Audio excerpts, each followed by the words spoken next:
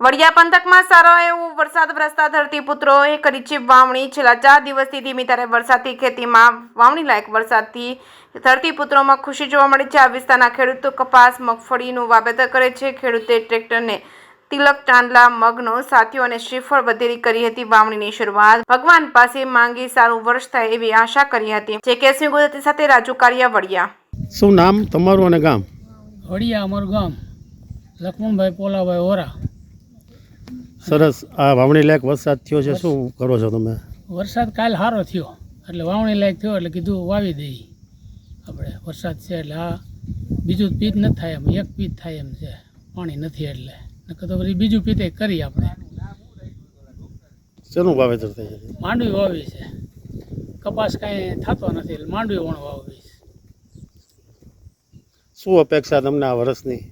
હવે વર્ષમાં તો એવું છે કે જે ભાગમાં હોય એ થાય, વાવી તો આપણે ખરા ને. ભગવાન પાસે અપેક્ષા કરી?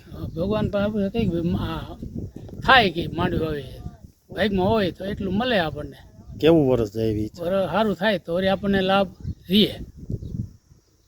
હા ભાઈ, વરસ સારું થાય આખા સમાજના તમામ ખેડૂતને ફાયદો થાય. બધાને ફાયદો થાય, પાણી સારા થાય તો બધાને વહેલું પીત થાય અને બધા ખેડૂતને સારું થાય, કંઈક ભાવ મળે તો.